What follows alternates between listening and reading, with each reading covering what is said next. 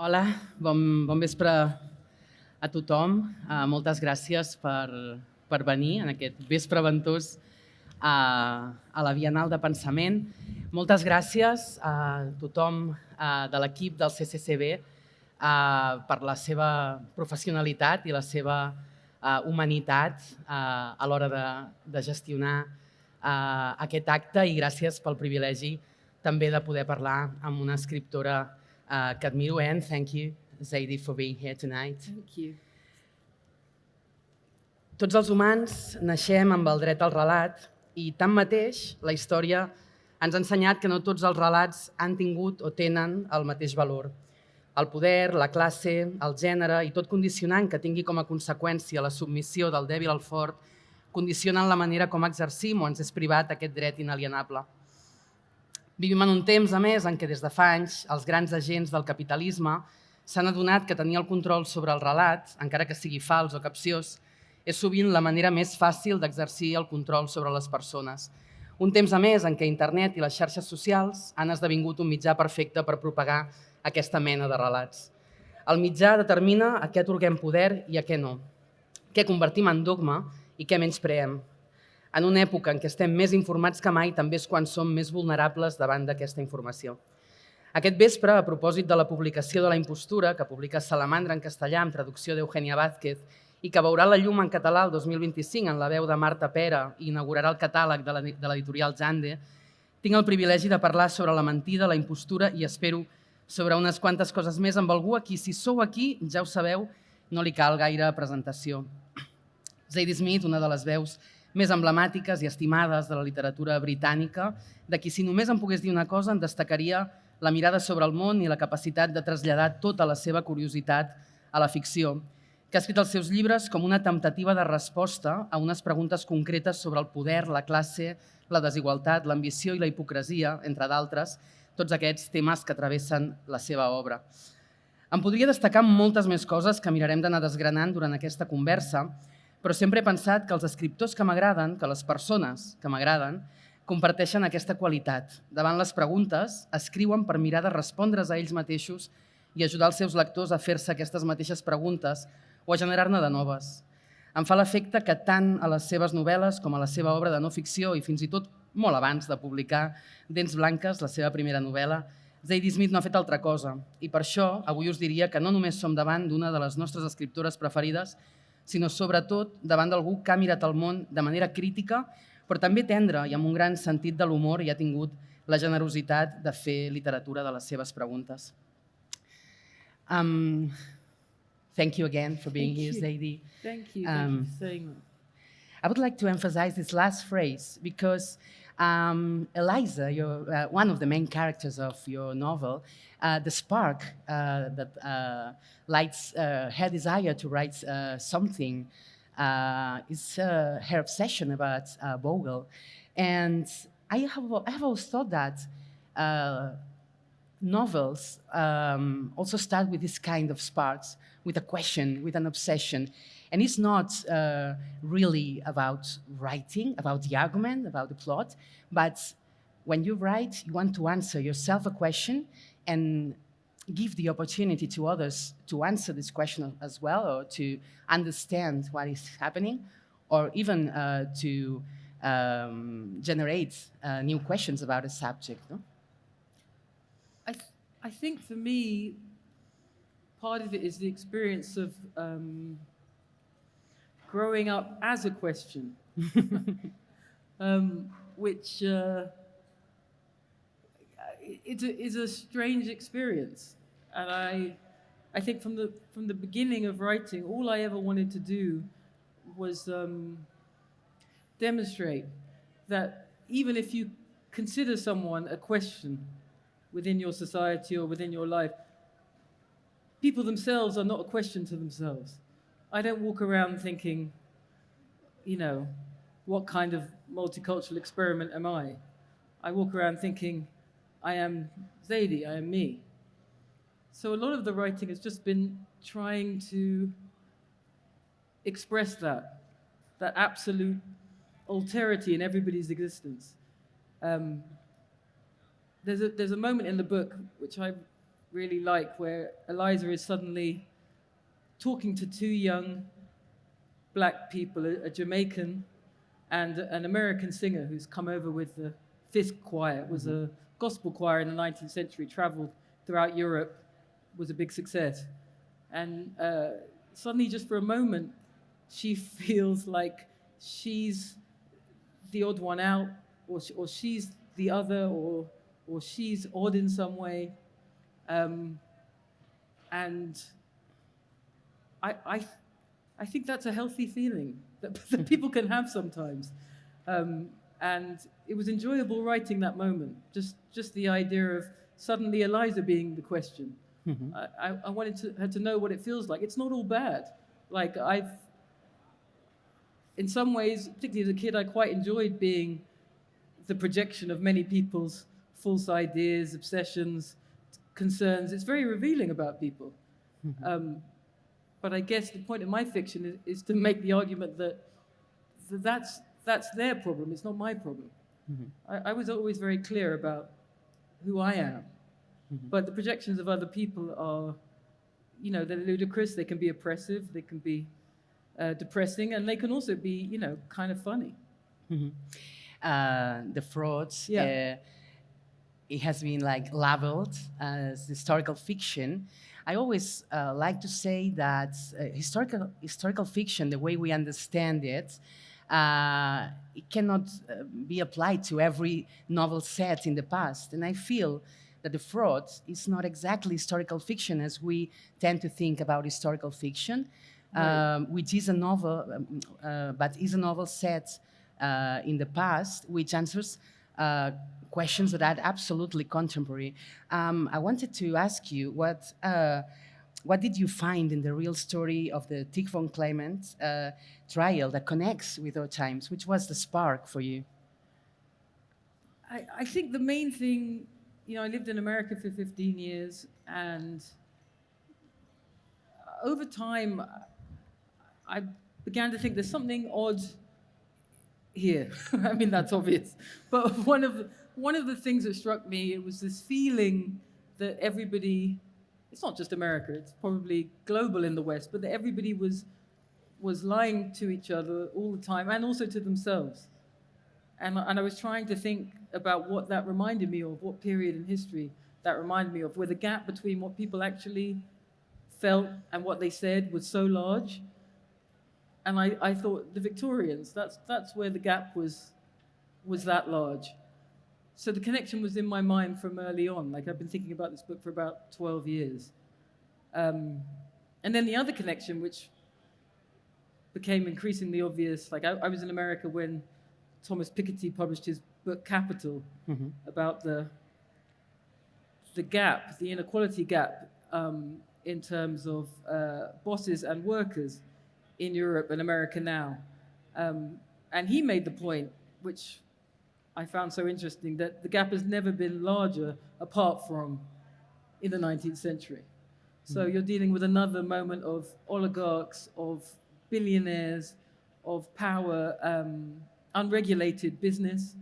And that's one way of thinking about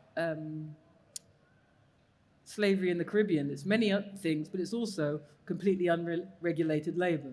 It's labor unpaid and unregulated. So all those connections started coming to my mind. And finally, the idea that when societies are so radically unequal, it encourages fraud. Because if there's no way of making your way through a society in a basically decent or meritocratic manner, you might as well fake it. And the 19th century is full of frauds. This is just one story, but from Martin Guerre onwards, there's a series of these people pretending to be other people. And then, of course, during the time I was writing this book, there were people like Elizabeth Holmes, Sam Friedman Bank. I mean, there were a series of millennial fraudsters. And it's not that I had sympathy for them, but I recognized the instinct, which is the game is rigged, so might as well cheat. It makes me think about what Giorgio Agamben says about being contemporary. He describes being contemporary as a singular relationship with one's own time, Right. which adheres to it and at the same time keeps a distance from it. Do you think it's necessary to look at the past in order to understand some things in the present? I mean, if you cut yourself off from the past, um, like in 15 years of talking to students, like I was beginning to get the feeling that they considered the past only a place of iniquity and oppression and ignorance.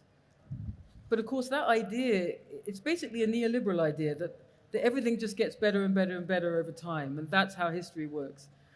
And apart from that being impossible, because they were stating two things simultaneously. One, things get better and better, and simultaneously, we're living in a trash fire world. So I was fascinated by this contradiction. How can both things be true? How can progress just be an endless arrow into the future, and yet we're not living in utopia? So that was the first thing. But also, if you cut yourself off from the past, you cut yourself off from examples of activism that you might find useful. So even just for my own benefit, one of the points of writing this book was, how do you end enormous systems of capital in which millions of people are profiting? How do you end something like that? And the 19th century gives you some answers. It's a complicated answer, and it involves a great many people, from heroes like Frederick Douglass to women boycotting sugar like Eliza Touchet, to mass movements of workers on the streets of London, to the slaves themselves revolting. But it's a lesson. But if you consider the past just this dead place where people were boring and never had sex and had no ideas and weren't as great as you never learn. It's like a just system of ignorance that just piles on top of itself. So partly it was just for myself. I wanted to know how change happens, how it actually happens. And reading about the 19th century is a good way to find that out. The novel has a lot of characters, of course, but the two main characters, Eliza Touchet and Bogle, the Jamaican slave who acts as the main witness in the Tichborne trial, although they complement each other, I get the sense that each, with their voice, ends up telling a life story, Right. not only the story of the trial or the people who was around the trial, but her own story, which is a story of two different oppressions, Right. and how to get something of the life you've been dealt. In terms of dignity, they want to preserve their dignity in a way. We know a lot of things about them, about their thoughts mainly. They don't speak a lot, or maybe Eliza sometimes when he's in these reunions with men and everything. But they have a very strong sense of dignity. I think that's another part of the 19th century, is that there are a series of liberation movements happening simultaneously. And what's interesting about someone like Eliza is, first, she's a committed Catholic, so she's existing in two realities. In one reality, in God's world, there is something called absolute justice, in which people are born free, are radically equal, and that is complete. And then there's something called history, in which liberation takes time and is not instantaneous and has all kinds of blocks in its way. So that interested me, writing a character who exists in those two realities. She knows that there's no such thing as a slave. And at the same time, in the 19th century, people are enslaved. Those two things are happening simultaneously. So there's an argument at the end of the book between her and a young radical called Henry, mixed race boy, who's a real person. Everybody's a real person. And she's making the argument of gradualism, of the politics of the world, which is, if we want things to change, we need to sign these petitions, we need to go to Parliament, we need to act together. And Henry's argument is, you don't have the right to free me. Who are you to free me? I am free. All human beings are free. So it's interesting writing that argument, because I was more like I was just watching it happen. I was just kind of curious, how's this going to end up? Because they're both right, of course. There's no way in which a person can be owned, and yet in history people have been owned. So those two realities, which happen simultaneously, are impossible to make peace with. Henry's absolutely right. The only just thing is freedom now, freedom for everyone, freedom in this moment. And Eliza is also right. History is a process, it happens in time. And the awful and tragic thing about that is during that process, people live and die. People live and die without any of the privileges I take for granted. It's also very interesting how at the end of the book, I don't want to make any spoilers, but the title of the book is a reference to Bogle boss. Yeah. And Eliza is trying to find a pseudonym to sign the book, no? So in the end, no, these two characters, they are subsided Right. again to a higher reality, no? I mean, I think all the way through the book, Eliza is basically writing the book, The Fraud. And that's a kind of something I love about fiction is that it's not like what I'm doing now, which is just speaking to you directly in my first person voice. And it's not like a political speech, and it's not like a lawyer's argument, it's not like a contract. It's a weird, multivalent thing where many things can be true simultaneously. So there's a moment where she sits down and Bogle tells her his entire life story, from the moment his father was taken from Africa to his entire life on a plantation. It's of course not possible that he could sit down and tell her that story in its entirety, but in fiction, all things are possible. Yeah. And I also wanted to depict, I don't know, what you would call the uses of voyeurism. Eliza Touche is a voyeur for sure. She has a kind of inappropriate curiosity about the life of this black man, and she wants to know, and she thinks she can know, and she's even willing to write about it.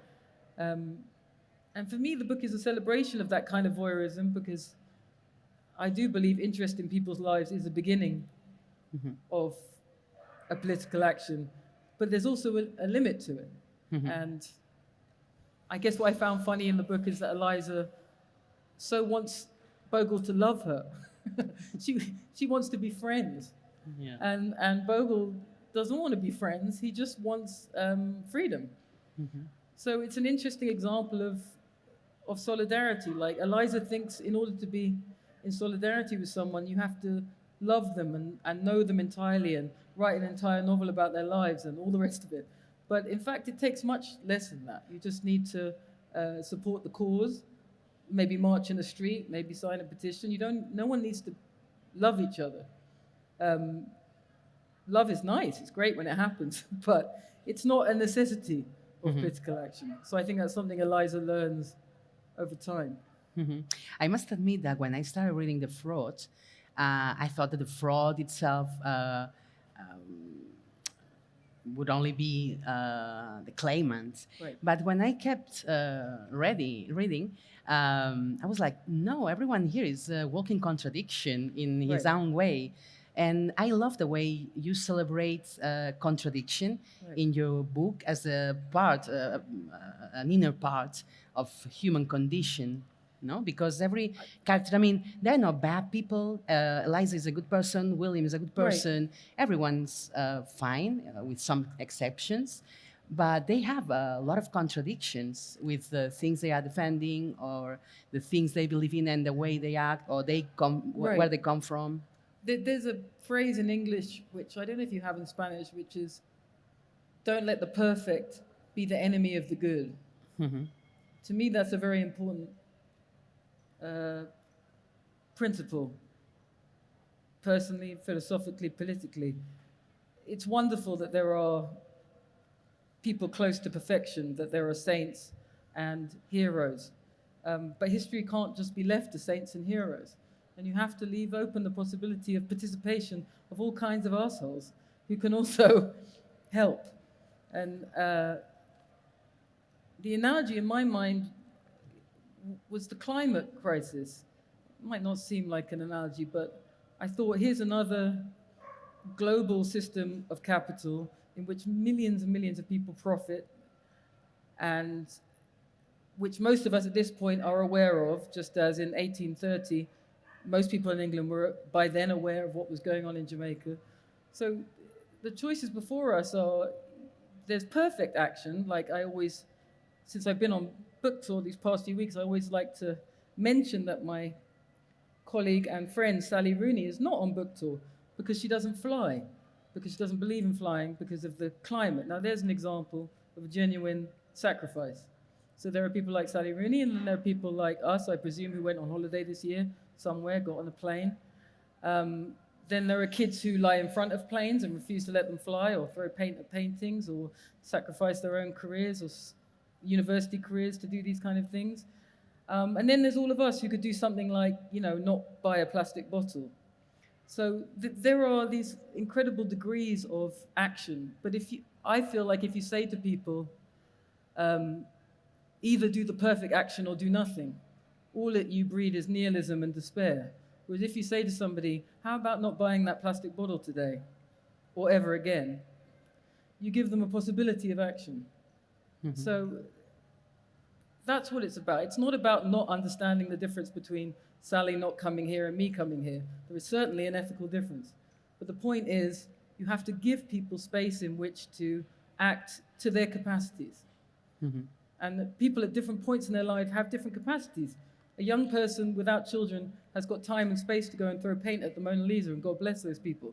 But the mother with 3 children at home cannot do that. She might have to do some other action. So if you allow people the space to act without judging them on their limitations, some of them which are just contingencies, you might find it more possible to create mass actions. Mm-hmm. And also, I think we live in a society that wants like solid rock identities. They don't allow change. We are not. You have to be this and that and that and that. Right. And if at some point in your life you do another thing, right. It's like society doesn't really understand why have you changed, but I think change is a part of life. Yeah, I mean, if you present yourself as a public, something for public consumption, which oddly is something that citizens are doing every day, not just people sitting on stages, but everybody, then that argument of consistency becomes a problem, absolutely. But private people allowed their private inconsistencies. And I definitely prefer to be a private person in that sense. But I don't know, I was born into a different system. So for me, every day of my childhood, I could be mistaken for Black, Moroccan, Spanish, whatever, 1,000 things a day. I know who I am. So you have to, those kind of experiences in childhood teach you the difference between the importance of the opinions of others and your sense of your own self. If I had to believe in the opinions of others, I would not be my mother's child or my father's child or my brother's sister, So that kind of reliance on appearance as a marker of identity is alien to me, because I learned a long time ago that it's meaningless. Mm-hmm. That reminds me of that line in NY, I think, in which Leah is listening to a song in the radio, and there's this quote: "I am the sole author of the dictionary that the dictionary that defines me," and she tries to write it down, but the pencil is not marking the magazine where she tries to write it. I have a weird relation with that line, because I wrote it as a, as the nightmare, because we are also communal animals. Yes. Like I know people can have all kinds of thoughts about me, and I can have a thought about myself, but I can't also choose to claim I am a certain way and then force people to submit to my vision. I can't say, I'm just a very kind person. It's just the kind of person I am. No. My kindness will be judged by how I behave in the world. That's for other people to judge. But strangely, this quote is now said as something, no? But I have always thought about it as the impossibility. It's impossible. And also, it's like it's a pure dream of Yeah. capital that you can just brand yourself and then force Yeah. everybody to submit to what you have described. That's not it. When I think of myself as being, mistaken over and over as a child, of course it's annoying, but it's not, it's also fine. And also it can be strangely liberating. If I got into a taxi and someone thought I was Egyptian, for a moment I'm in the world of Egypt. I get to be, for a second, mistaken part of this extraordinary community. I can listen to the cab driver. He tells me, at some point I have to say, I'm sorry, actually I'm not Egyptian. Jamaica is my home. But that form of identity, for me, it's a negotiation. There's what you know about yourself, what you believe about yourself, but you're also a social animal. And other people will decide if you're kind, interesting, funny, sweet. You cannot determine that yourself. That's not something that is essential to you. That's an act of relation with others. But this leveling, for example, I have always found that it is dangerous, especially for people in art, but especially for women in art. You have to suffer this yourself as this, Zadie Smith is the voice of a generation. But nowadays, we see it constantly. Every time a women writer writes a novel that connects with the audience or wherever, Right. she's the new whoever, or she's the new voice of the generation. And I think it's very dangerous because we end up being potential objects of consumption, not Women are artists or writers. no? determined as objects Yeah. in the world. We're just over-determined. There's just an enormous amount of language, idea, myth, story that surrounds us. And when de Beauvoir said that thing about women are not born but made, that's what she meant. She said, this is 5,000 years of the collection of metaphor around us. Yeah. It will take another 5,000 years if we get that far to get it all off us. But you begin to see it. You begin to see women appearing in the world as they actually are. And that's a revolution. But the thing about, the girl novelist, I think if you're smart, and Sally is a very good example, you go back to your desk and you write your books and you ignore it. She's very good at that. Yeah. Let's talk about the writing process for a bit. The novel is written in very short chapters. Yes. And divided into 8 books, like Middlemarch. But I have read that the writing process was also kind of special with these short chapters. I want to tell the audience about that because it's interesting. Yeah, it was a mixture of things. One, I love this dog. I wish it would come on stage. One was about, I guess, modernity, about the idea of attention. I wanted to make it like almost bite-sized, that you'd be putting a Victorian novel together in this deconstructed way, because the things that Victorian novels often hid, many Victorian novels and many of, oh wow. I'm going to let it play. 8. 8, there'll be 8, Yeah. yes. Go on. I've lost count. I won't need anyone to tell me stop because In Trollope's novels and Dickens' novels, often you'll have a dissolute uncle going to Jamaica because he can't find him a job anywhere else. And so the novels they're full of this kind of repressed knowledge. Toni Morrison wrote a wonderful series of essays about American 19th century literature and this repressed knowledge. It's always there. You can't hide it. What we're dealing with now is the return of the repressed. It suddenly burst into the open globally. But I wanted to make this Victorian novel in pieces, so you put it together yourself, out of respect for the reader and for the game of it, I guess. But there's other principles too. One is that I have 2 small children, and keeping a novel in your mind is not easy. It's a kind of young person's game. It gets harder as you get older, and it's not an accident that particularly people who write novels in their 70s, 80s, if they carry on that long, the novels get shorter, not because people don't have ideas, but because the act of keeping a novel in your mind becomes a struggle. And these short sections were so amenable to my life, which is writing between school drop-off and school pickup, writing when someone's playing football, writing during a music class, writing on the bus, writing on the train. It was a way of breaking the task into something manageable. Mm-hmm. And then finally, I had these two friends, Daryl Pinkney, who's a wonderful African-American scholar and writer in New York, and my friend Devorah Baum, who is a philosopher and writer in London.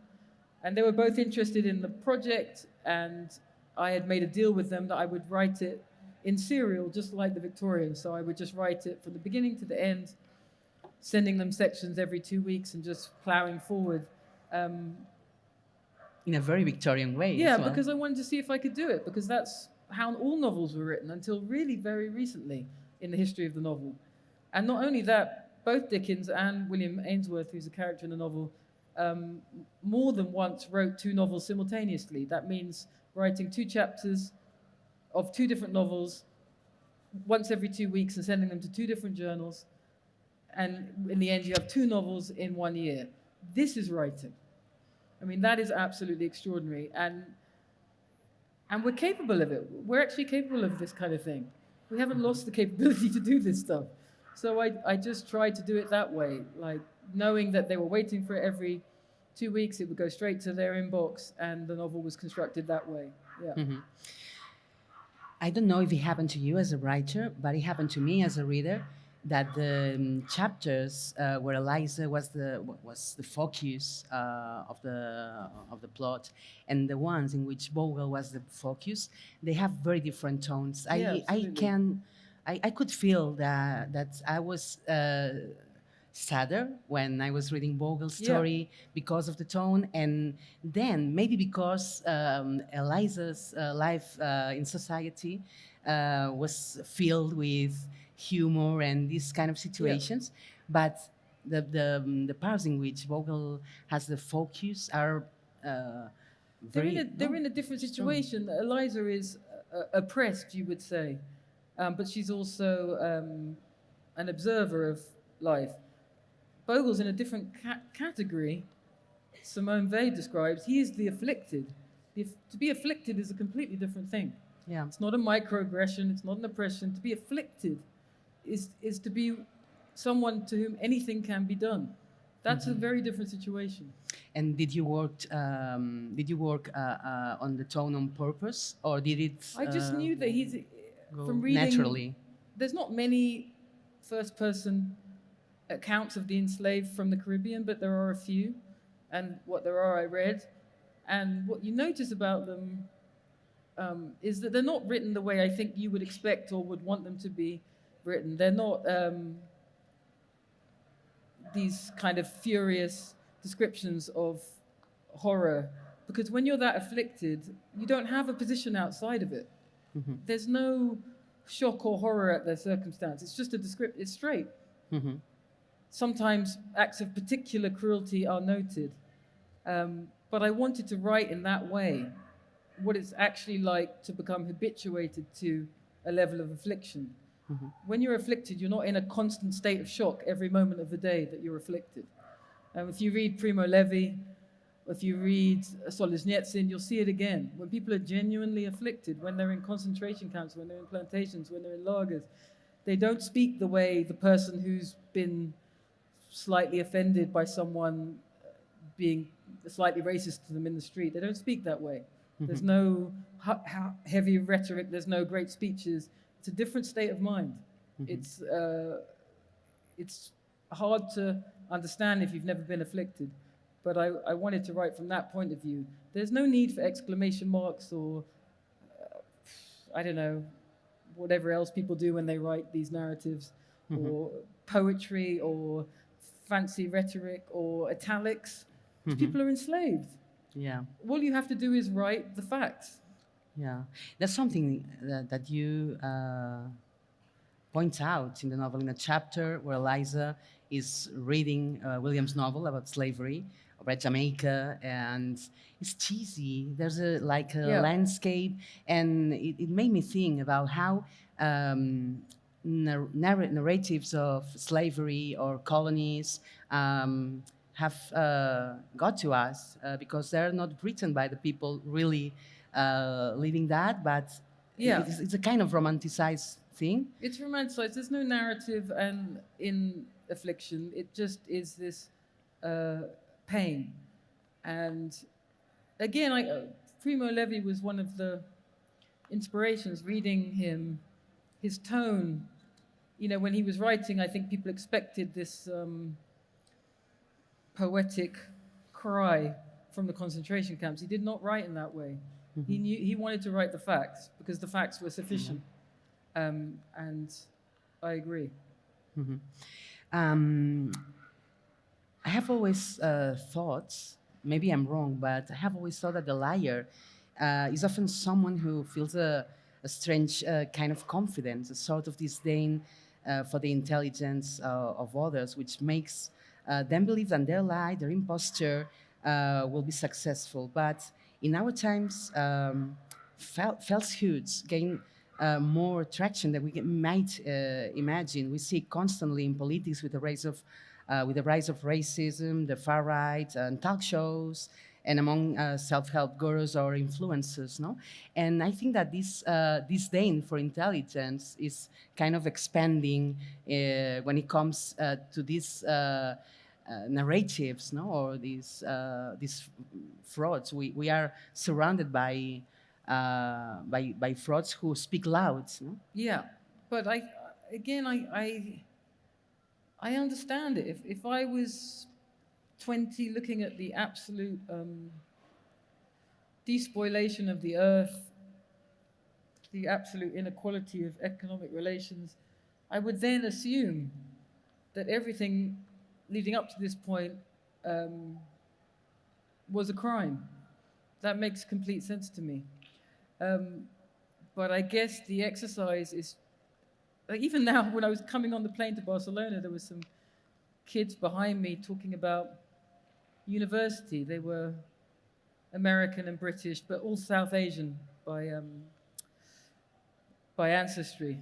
And they were talking about, I think, Sweden. They were saying, you know, it's so incredible. You can go to Sweden to university for free. If I went, it would still be free. You don't even have to be Swedish. Isn't it extraordinary? You could just turn up. It's not anything like that in the world. There never has been. And I was like, the historical memory disappears so quickly. So I like an old lady, I turned around and said, I went to university for free 25 years ago. I went to school for free. My healthcare was free. These things happened. They're not like fairy tales from a different universe. They existed in Europe really recently. And they all looked at me like, what? And I was like, it's horrifying, that part. The idea that the tiny bits of progress we had made are being eliminated, not just practically, but in memory, as if they never occurred. So I really do feel myself in the role of the ancient mariner, not to say, oh, hey guys, it was so great in 1984 or whatever, but to point out that more just arrangements have existed. They were not perfect, but they did exist. And what was wrong with them could be improved. But to imagine that they never existed at all is to allow victory to a completely other strain of understanding about our lives. It's to allow the right to claim that nothing like that could ever work, has ever worked, and will never work. And that's not true. Mm-hmm. But it makes me think about another idea I think you present in the book about when the Clairman comes back, her mother, the false Clairman, comes back. Her mother doesn't mind about him being fat. He doesn't speaking French and everything. And it made me think that sometimes frauds or lies survive because of the desire of others, no? Because it's more comfortable to live in the fraud than to face reality. People are capable of telling themselves absolutely anything. I include myself in that. And many of our most, closely held beliefs and loves and institutions are absolute acts of faith and self-delusion. Marriage is number one. We get married. So these things, delusion is natural to human beings. And so, sometimes I hear particularly right-wing philosophers making the argument that it was my generation and deconstruction and post-structuralism and relativism which has created this crisis of truth. But I never felt that way. I feel like the philosophy I grew up in, particularly deconstruction, is about livable truths. It's about truths that make people's lives just and fair. They don't have to have an essential and transcendent absolute truth. They need to be just. They need to be livable. And I don't call that relativism. I just think that's truth directed at human life. So, yes, people are easily deluded. People are very easily modified. People are very easily influenced. But then the question becomes, who do you want to be influenced by? And I make my choices. I would rather be influenced by the novelists, philosophers that I care about and the people in my actual real life than a group of billionaire capitalists in Palo Alto. That's my choice. And I have a belief that soon many, many people are going to make similar choices, a similar rejection of being told what to think, when to think, and how to think it. We were talking before about identity or how we are labeled by others, and this has been a constant subject in your works.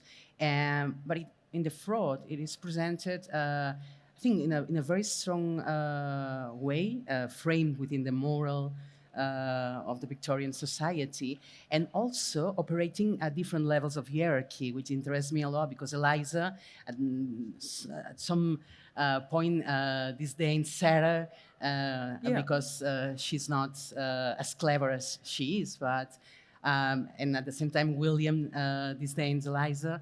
And you were talking about delusion, and I was thinking maybe the will to shape a firm identity and to believe that your identity is the right one is also a delusion, no? I think this is what it's generates just about this. moving away from an essentialism. Like that, there's a scene where Eliza, who's always thought of herself as poor, and she is poor, goes walking with Sarah to a neighborhood in London, Wapping, and realizes for the first time, oh, I'm not that poor. And that's an experience I had many times in childhood. I would think I was poor, and then I'd go around to a friend's flat, and I'd be like, oh, right. No, I'm not that poor. I'm poor, but I'm not that poor. So that involves some kind of flexibility of thought. If I had it in my head, I am poor. That is my idea. I am, and that certain things accrue to me, and that is my issue. And these reality checks happen all the time. I could go to the flat of my friend and think, oh no, I'm not poor. I'm lower middle class. Or I could go to Jamaica to my mother's family and realize there was a whole other possibility of poverty that hadn't even occurred to me. So, to me, it's not having an identity. I know I have one, but I'm aware that it's structural. That there are positions in which I have power and positions in which I don't. I'm not working class anymore. My life has transformed. You have to be able to be movable in these ideas. Sometimes it's funny, like, I'm a black woman, but when I went to the Gambia, I wasn't black to them. As far as they were concerned, I was white, English, or something else strange, definitely not black. So, sometimes I guess I could consider that a terrible wound. I went back to Africa and they thought I was white. But it's funny, in the end. It's just one of those things. So it's about having a kind of identity that, of course, knows itself, but is willing to deal with the fact that there are many realities in this world in which your role will transform depending on where you are and at what moment. There's a hilarious article you wrote for the New Yorker about Charles Dickens. I had a lot of fun reading it because you wanted to avoid Dickens in your novel, but Dickens kept on showing up in different ways, even when you finish the novel. And you decided to include him finally because he was everywhere, and you even kill him in the novel. Right. Yeah, he pops up again though. He's such an impressive person. He talk about coming from nothing. I mean, he really came from nothing, and he also experienced the courts in the way that Tichborne experiences them, in that Dickens' father was jailed for being poor. Another example of the incredible reforms of the late Victorian period, that stopped being a thing. Up until the 1850s, you could go to jail for being poor, debtor's prison. That's where Dickens' father ended up for years. So Dickens is an amazing person. He's completely self-created, an autodidact, not properly schooled, who ended up changing the English legal system, changing the copyright system, basically creating it. There's so much that he achieved that I admire. And then there are these spectacular failings, like having literally no interest in what was happening in Jamaica, and in fact supporting a massacre there. So he's an example to me of a kind of sentimental politics. So whenever he walked through the streets of London, he would see injustice and he would rush home to his house and then write about it very effectively and very powerfully. But he had not been to Jamaica. When he went to America on book tour, he went below the Mason and Dixon line for the first time and saw American slavery. And from that point on, refused to read there ever again. So there's an example. To me, you judge it how you judge it. Here's a man who had to see something to act upon it. I don't think that's that rare. I think there are a lot of us like that, right? Yeah. Not really agitated by something unless we see a photograph of a dying person in the paper or the boat overturned on the Italian beach. Spectacle as a thing for charging politics, it happens. So I don't mean to condemn Dickens in the book. I'm just saying he's that kind of guy. I don't feel that you condemn Dickens in the book. He's that kind of guy. No, sometimes he was active, sometimes he wasn't. Yeah. He was an extraordinary writer, incredible energy, but he had his limitations. It's not a disaster to have limitations. Even his dad is pictured as something practical at some point, because Ainsworth will sell. He's selling, in fact, and he outsold Oliver Twist. Yeah, they're both, to me, impressive, but in different ways. Like, William is a terrible writer, for sure, but a kind man, a generous man, a non-jealous man, which is very rare in men. So he has his own virtues,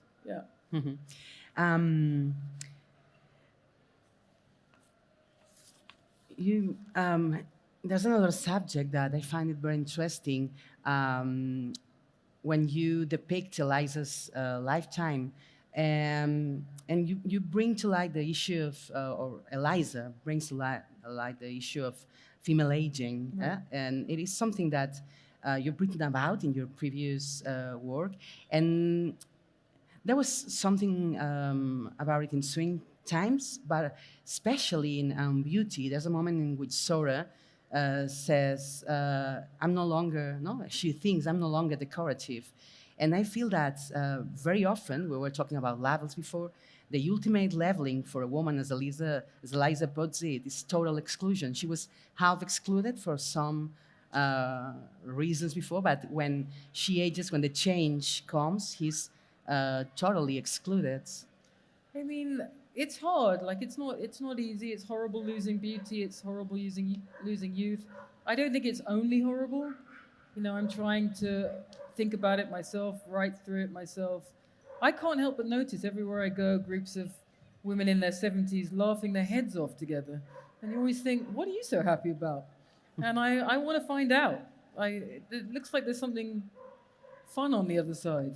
And it might exactly be freedom from all of this sense of being an object in the world, or being an object to others. But there's something Eliza says, it's in the Bible, to everything there is a season.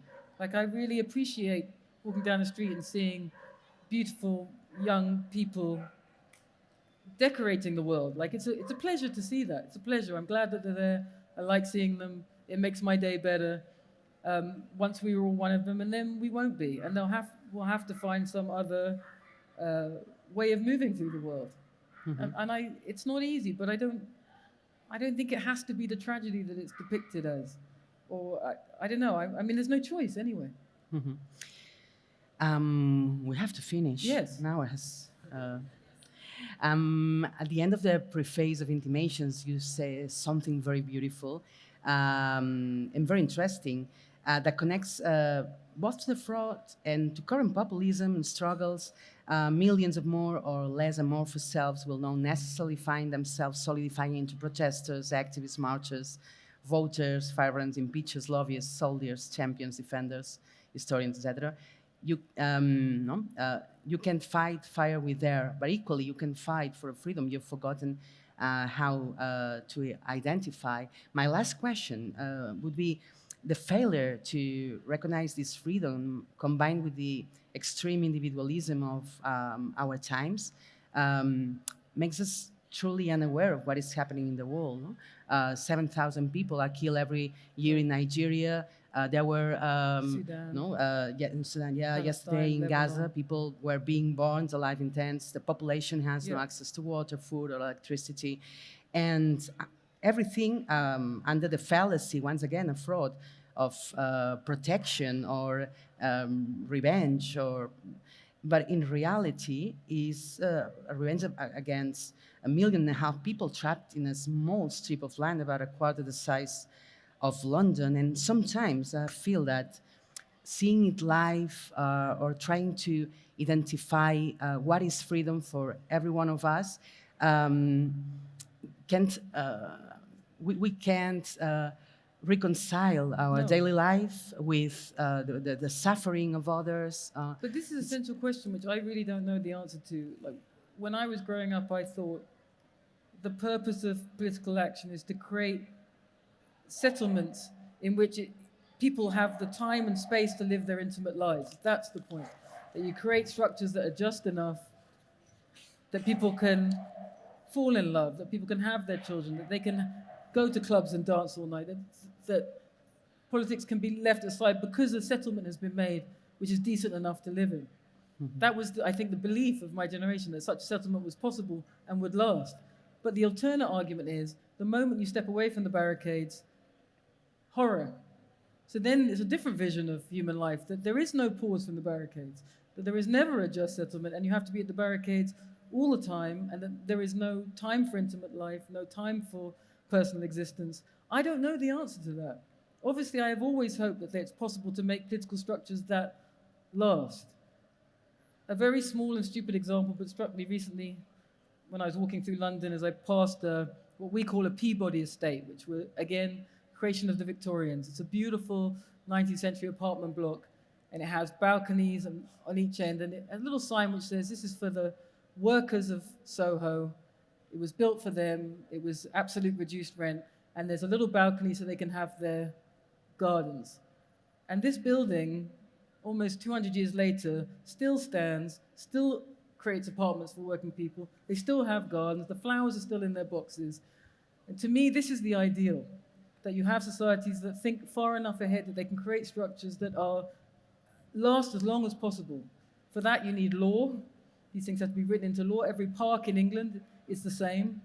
That's land that's been stolen from private owners for public consumption and then legally enshrined so it stays public. Those kind of acts, they might seem small, but that makes life possible. So that is always my dream, but I absolutely understand the argument of many people that the moment you sit in that apartment and grow your flowers and take your foot off the pedal, it roars back. So I don't know, I don't have any answer for you, but those two ideas are always in my mind. We have 5 minutes for some questions from the audience. If there's...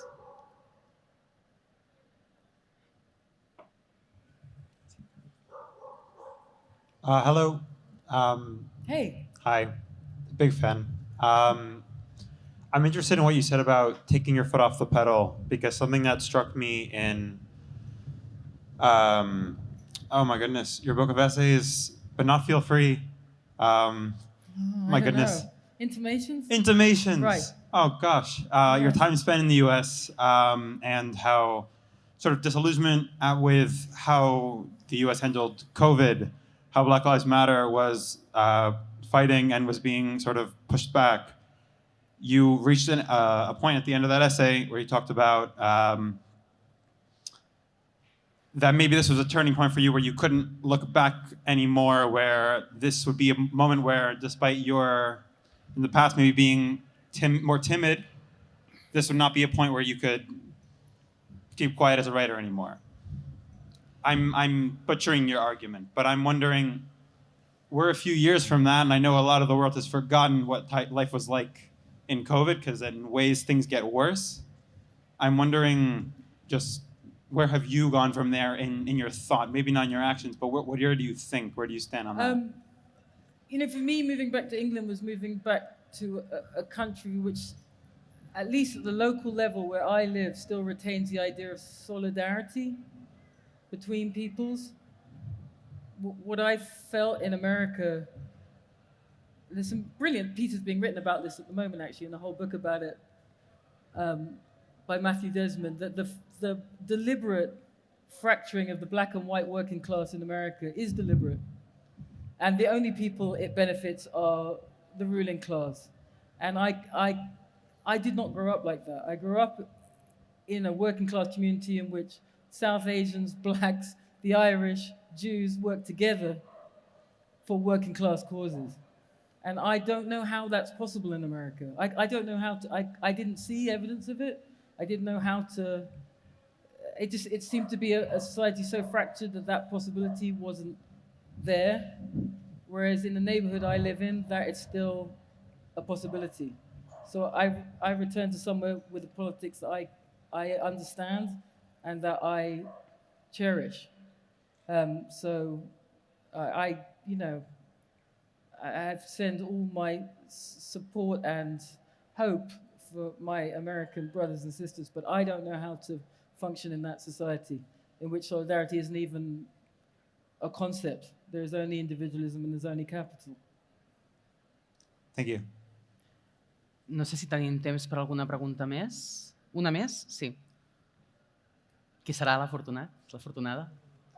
It's kind of a lottery. We have just time for one question. Thank you for being with us tonight. I would like to know if the word bogle in your latest book, Fraud, has something to do with the Scottish meaning of scarecrow or something frightening? Yeah. I mean, Bogle's got this incredible history as a name. In Jamaica, it's famous because of Paul Bogle, who was a revolutionary, a labor hero. Hey, dogs. And Bogle has followed me through. There's a Bogle in NW as well. And the Scottish meaning of scarecrow, absolutely. These bells have it in for me. Thank you. The idea of a bogle as it also actually weirdly is a kind of dance in ragga music as well. It's got many meanings. But the idea of a bogle as an object of fear, that was what's so interesting, that when he stood up in that courtroom in England, he was immediately beloved. He became this kind of folk hero. And that interested me too, that the figure of the black man at that moment, which could easily have been a kind of bogeyman, a scarecrow, was seen by the working people of England as an ally, as someone working in the same system they were working in, though in a much more extreme degree. So yeah, I'm very fond of bogles generally. Yeah. Thank you, very interesting. Ara sí que ja està.